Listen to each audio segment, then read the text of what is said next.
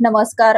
जालना जिल्हा आणि परिसरातील प्रत्येक महत्त्वाच्या घडामोडी, ताज्या बातम्या आणि जनतेच्या प्रश्नांना वाचा फोडणारे जालना जनता सेवा न्यूज मध्ये आपलं स्वागत आहे.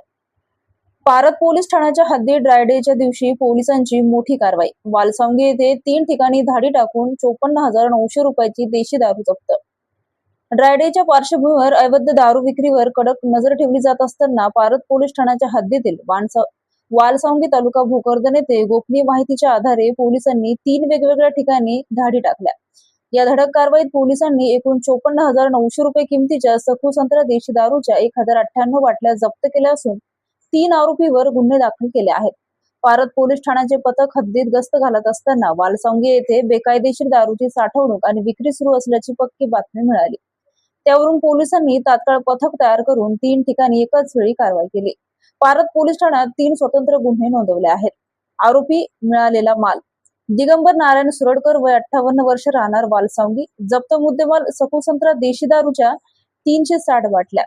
आरोपी तुकाराम हरी वाघ वय 40 वर्ष राहणार वालसांगी. जप्त मुद्देमाल सखू संत्रा देशी दारूच्या 330 बाटल्या. आरोपी रमेश साळुबा वाघ वय 38 वर्ष राहणार वालसांगी. जप्त मुद्देमाल सखू संत्रा देशी दारूच्या 408 बाटल्या. सदरची कामगिरी ही पोलीस अधीक्षक तेगबीर सिंधू, अप्पर पोलीस अधीक्षक विक्रम चाळी, उपविभागीय पोलीस अधिकारी अंबड सिद्धेश्वर धुमाळ यांच्या मार्गदर्शनाखाली संतोष माने नेमाने, सीनकर सुरेश पाटील, संतोष जाधव यांनी केली.